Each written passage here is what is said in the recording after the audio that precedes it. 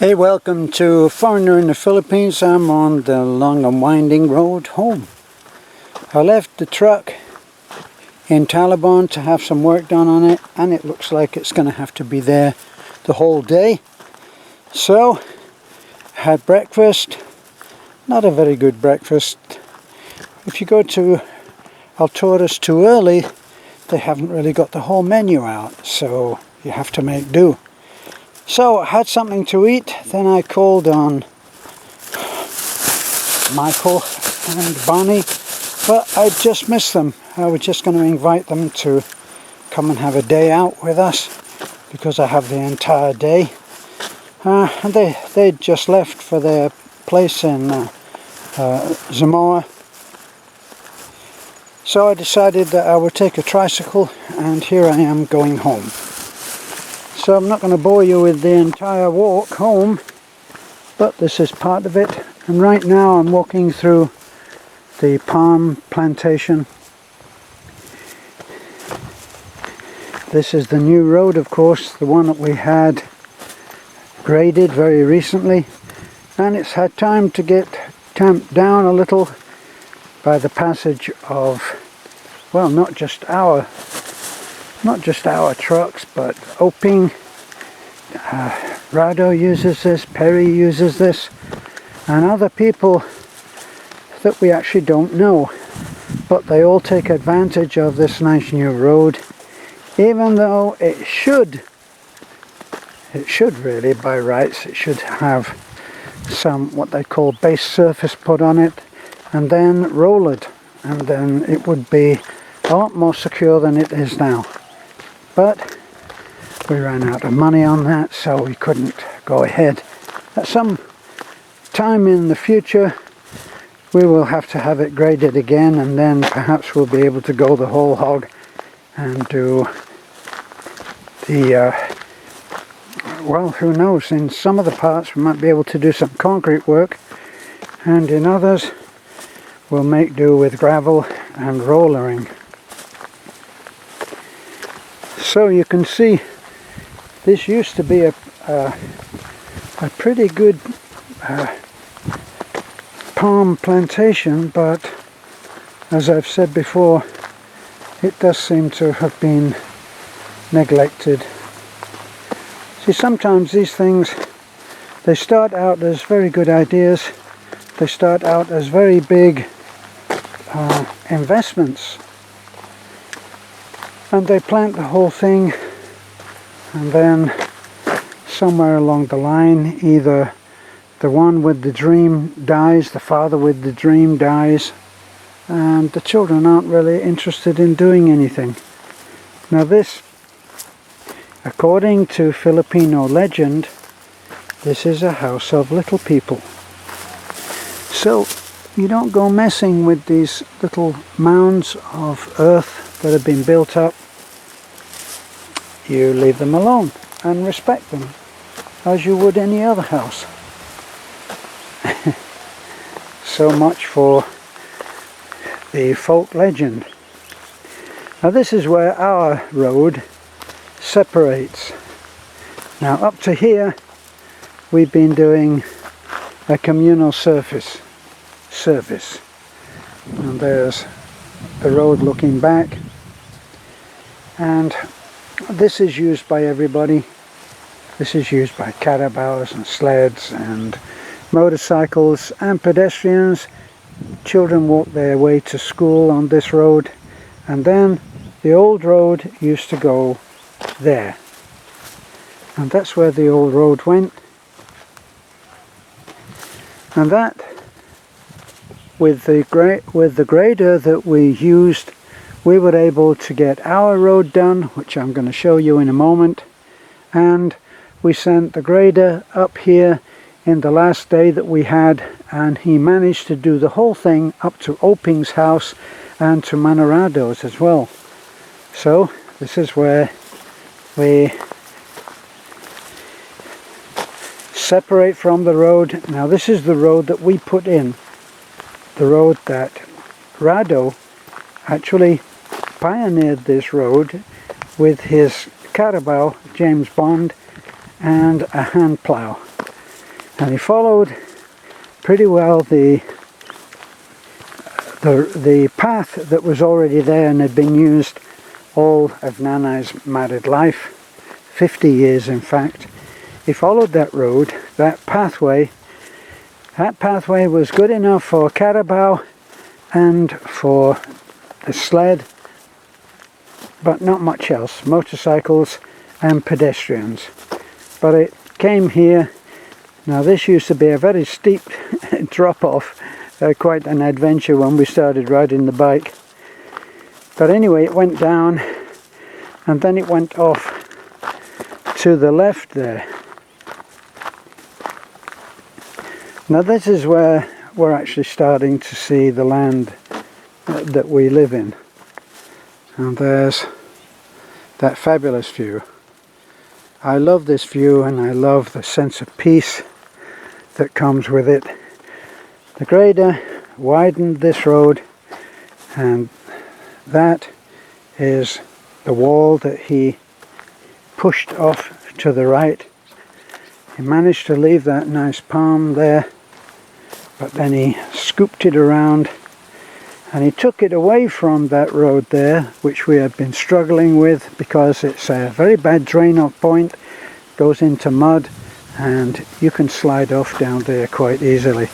So we were very happy to take this road, which it scoops around and goes up. And once the grader had done this, this became a good road.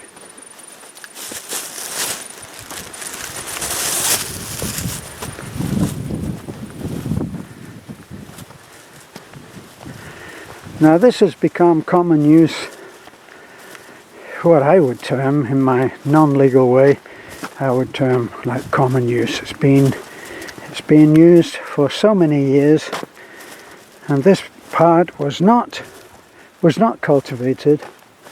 So there you can see part of the road just peeping up there over the white tip grass.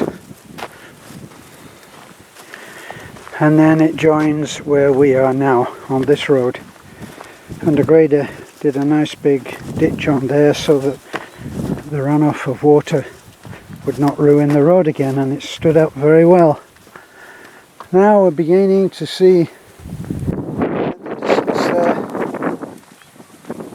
we can see our hill. And now, for some reason, you can actually see the work that we're doing right on the pool, and that the first construction that you can see is James and Jessica's house, and then above it you've got the buildings that form our deck and where the swimming pool is, or where it will be when it's finished. And then above that, if you've got very good eyes and a good zoom on your computer, you might be able to see the red of our house that Beth and I live in. But this now, it scoops round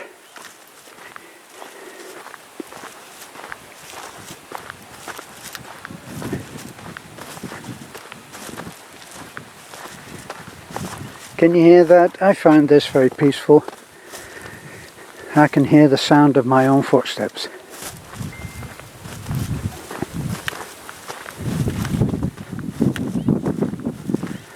Now, as long as we're not getting a terrific amount of wind noise, which I can feel the wind. So, we turn right at the Gemelina tree. That tree is owned by the mayor. And that road there goes off to Perry's house.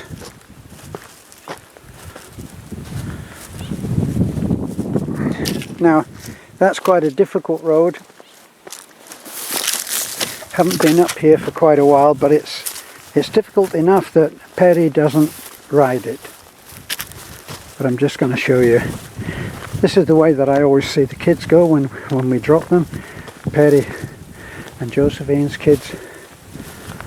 And this is the way that they go. Perry is one of our Superman team. Perry is a machine, incredibly hard worker. Now you can see why Perry doesn't go on his bike, although I'm sure at some point he will end up doing that. Now, I don't think that the grader, even if we'd been able to afford to send the grader down here for them, wouldn't have been able to go down there or do any good with it. You can see there's terrific. This probably was the path at one time, but then they started this afresh and took it up a little more. There's a lot of erosion here, very sandy, all the grass is gone and there's no vegetation on there, which is a sure sign of some erosion. So, go back.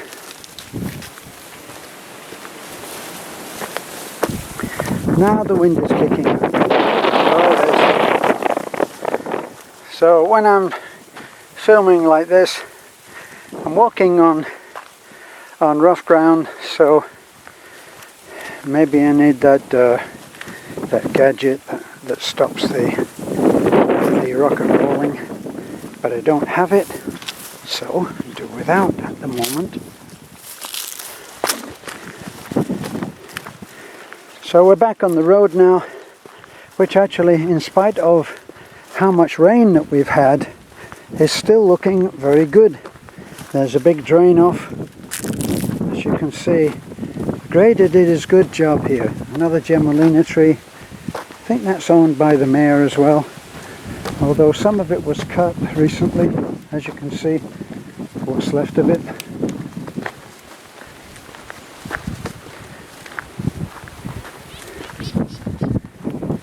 Now this used to be the only safe drop-off that our delivery trucks could do. So they were able to come and drop our materials here, and then there's a nice flat area here where they can turn a big truck around. And the last time that we had a delivery was of, I don't know, something like 800 tiles. And what happened was that there's nowhere for the big truck to turn around, even though I did ask the grader driver if he would make sure that there was a large area there in his calculations right before the bridge where we could have a big truck turn around. But anyway, that didn't happen. I guess we got rather pushed because we wanted to be able to take a road over to Rado's, which is that silver roof glinting in the sun right now, and there's a road there to him, so that if he ever has to take his disabled son to the hospital for checkups, and he has certain things that he has to have done periodically, and he was able to have that road.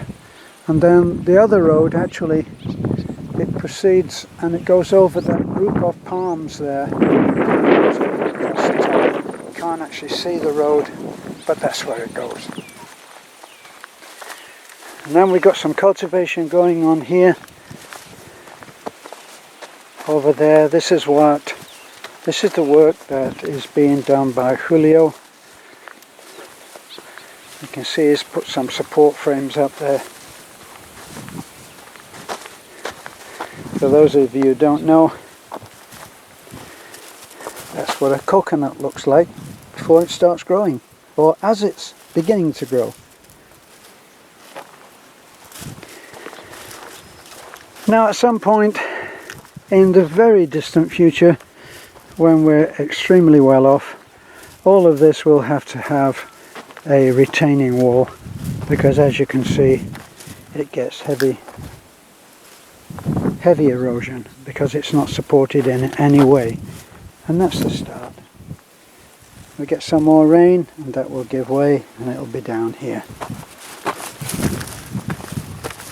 So there's not much we can do about that. We did instruct our driver of the grader to make sure that he came over and widened the road, which is what he did. But you can see there's erosion happening up there. That's a great shame.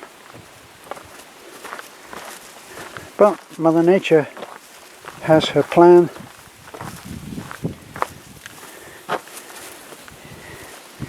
And it doesn't respect the ways of man. And there's Julio's house. Started off as a tiny house that was going to be more like that one there in the background. And by the time that we got into it, he had already established himself as being one of the Superman team, and so he ended up with still a modest house, but at least nice, and it looks out over that beautiful view. And up there, that's Lena's house again, and then the rice fields. On all of those rice fields going up and beyond, they all drain down when it's really heavy, and they drain down into the creek, which I'll show you in a moment. There's our bridge from a distance, and this was where we actually wanted to have a big turnaround, but it didn't happen. That shows the old level where we did have a turnaround there, which we could get in, but with that huge scoop and that gash that the grader has put on, then that's not going to happen. Going to need some serious work done on the road here leading down. Of course, the grader couldn't actually come down here, I don't think.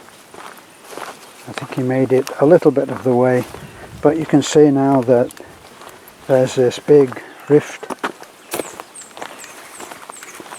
and unfortunately it's taking the rain is taking its toll, and that is bringing material down and onto our bridge, which I cleared.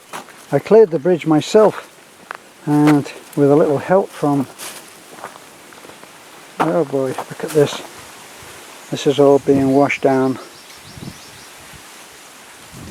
But once we get really heavy rain, that will be just taken away. Now this is our bridge. Now our bridge is a lot stronger than you might think. We overbuilt the bridge, definitely overbuilt it. We designed it very carefully. I drew up some drawings, and then I talked over with the head honcho of the Superman team as it was becoming then. It wasn't the Superman team then, because it hadn't really done that much work. But they did this, and there's a lot of steel in there, a lot of steel fabrication, all boxed in, and overkill, definitely overkill. It would take a 3 or 4 ton truck, I know that, but once the truck was over here, look at the challenge that it would have then. It has this turn, and we left this fairly narrow because I wanted it to be that if a truck driver came in our absence and had a delivery to do, he might in an adventurous moment think that he can do it, and we don't want that. So started off, we did 2 strips. That proved to be such a pain that we came back and we infilled the center.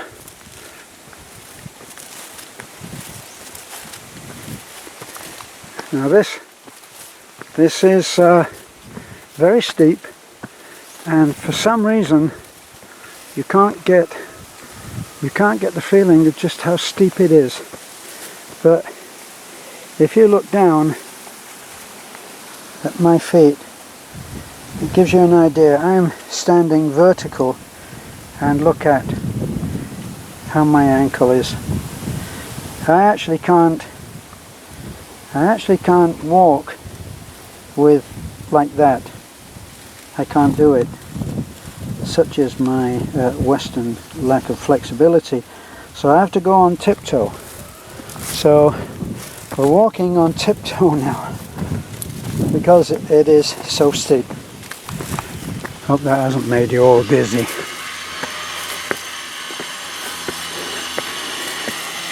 That noise you can hear is the work going on the pool. They're cutting the tiles, This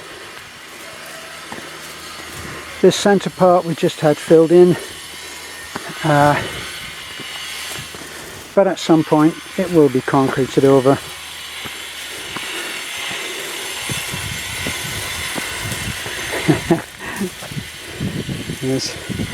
This is one I came along, and I think I put Rado's name in here because he'd been working so hard, and when everybody saw it they decided that they'd come and they'd claim some fame for themselves.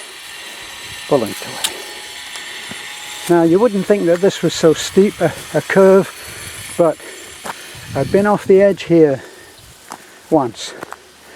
Not a pleasant experience. Very hard on the tyres. Now here you get heavy rain down here, so even this is actually being washed away a little. Maybe now you might get an idea of how steep it is, especially when you look there that we just walked up from Julio's house. There's Julio's house there, and we're at least 100 feet above him in altitude. James and Jessica's house, and there's our house, the red house Beth and I live in. Behind the blue truck, our dead but not lying down truck, and right there we have our guest house. We have the shelter for the pool, and the work is going on there right now. That looks like Taliklik. Now, why would Taliklik be here? She should be at school. Maybe we'll find out later. Basha! Basha! What are you doing? My friendly favourite dog. Okay, that's all from me. Thanks for looking in. This is a foreigner in the Philippines.